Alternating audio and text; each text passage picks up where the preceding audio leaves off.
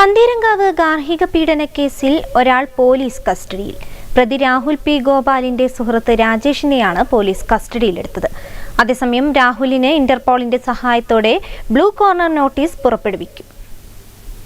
പന്തീരങ്കാവ് ഗാർഹിക പീഡന കേസിൽ പ്രതി രാഹുൽ ജർമ്മനിയിലെത്തിയെന്ന് അന്വേഷണ സംഘം സ്ഥിരീകരിച്ചു. ബാംഗ്ലൂരിൽ നിന്നും സിംഗപ്പൂർ വഴിയാണ് ഇയാൾ ജർമ്മനിയിലെത്തിയത്. രാഹുലിന്റെ സുഹൃത്ത് രാജേഷാണ് ഇക്കാര്യം പോലീസിനോട് അറിയിച്ചത്. മറ്റു വിശദ വിവരങ്ങൾക്കായി പോലീസ് രാജേഷിനെ കസ്റ്റഡിയിലെടുത്തു. രാഹുലിന് യാത്രയ്ക്കുള്ള സൗകര്യം ഒരുക്കി നൽകിയത് രാജേഷാണെന്നും പോലീസ് അറിയിച്ചു. നവവധുവിനെ പന്തീരങ്കാവിലെ മർദ്ദിച്ച സമയത്ത് രാഹുലിന്റെ വീട്ടിലുണ്ടായിരുന്ന സുഹൃത്താണ് രാജേഷ്. രാഹുലിനെ നാട്ടിലെത്തിക്കാനുള്ള നടപടിക്രമങ്ങൾ ആരംഭിച്ചതായും പോലീസ് അറിയിച്ചു. കൂടാതെ രാജേഷിനെ വെള്ളിയാഴ്ച പോലീസ് വിശദമായി ചോദ്യം ചെയ്യുമെന്നും അന്വേഷണ സംഘം പറഞ്ഞു. രാജേഷിന്റെ ഉൾപ്പെടെ വാട്സപ്പ് ചാറ്റുകൾ പോലീസ് പരിശോധിച്ചു വരികയാണ്. രാഹുലിന്റെ ബന്ധുക്കളെയും ചോദ്യം ചെയ്യും. ഇതിനായി ഇവരോട് ഹാജരാകാൻ ആവശ്യപ്പെട്ടിട്ടുണ്ട്.